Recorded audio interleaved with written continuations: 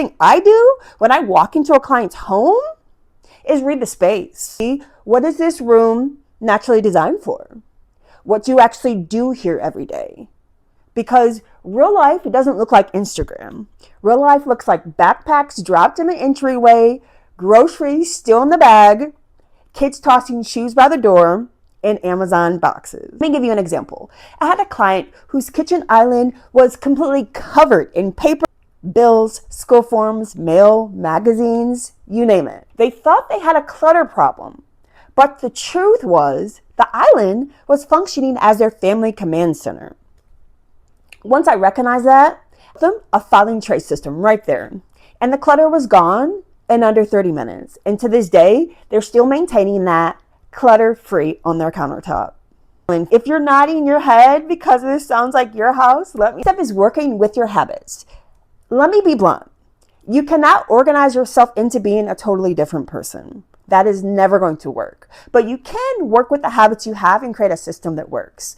So if your habit is dropping your bag on the counter, then we need a drop zone there. If your kids always kick their shoes off by the back door, then guess what? We're putting a basket or a shoe rack there. Your natural flow always. This is what I mean by designing for reality, not ideal.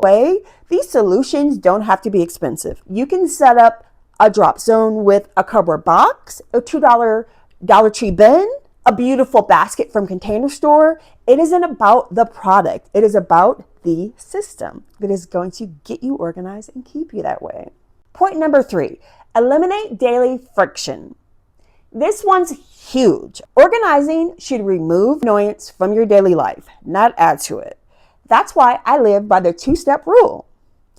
If it takes more than 2 steps to put something away, it won't last. Think about it. If you have to open a lid, then open a drawer, then find the right spot, that's simply too much. I'll tell you about a client whose kids never put away their toys. The mom had these adorable labeled boxes with lids. The problem? The kids had to pull down the box, open the lid, match the label, way too much friction. So we swapped the lids for open basket and picture labels, and suddenly cleanup took 30 seconds and the child was actually playing with more of their toys. Again, Pinterest has a lot of beautiful inspiration, but it's not usually real life. So always go for function over pretty. For my client, it wasn't about the kids being lazy. It was because the system was too complicated and it just didn't work. When we simplified it, the child excelled at it and actually loved keeping the system. So let me know, what slows you down every day? Is it laundry piles, kitchen counters? Drop it in the comments. One of my favorite friction-free hacks, Lazy Susans. Have you used them? Oh my goodness. I picked up great ones from Target. Even Dollar Tree has some. They're great because there's no digging, no stacking, just spin and grab, and everything is right at your fingertips. Again, organization should be about creating an organized and efficient home, and that is what I like to help you do. So hit that button if you're enjoying this. Now we're going to number 4, all right? And that is build systems that maintain themselves. So pretty systems fail because they're not built for real life. My goal is to create a system that basically runs themselves on autopilot. Maintenance is the true test of organizing.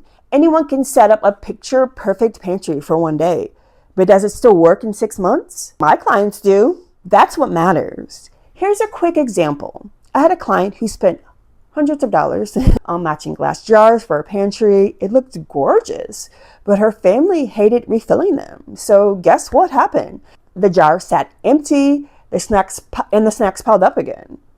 Her pantry went from Pinterest perfection to just a sore topic for her whole entire family. When they hired me, we swapped them for clear bins where you could drop the whole box in, and suddenly the pantry stayed neat without all the extra effort. So let me know in the comment section, have you tried that totally flopped? Share it in the comments. I promise we've all been there, and genuinely I want this to be a place where we all can learn and help each other.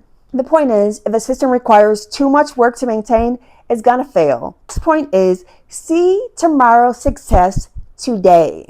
When I organize a space, I'm always thinking about the future you. Will this setup make tomorrow morning easier? Will it save you time when you're tired at night?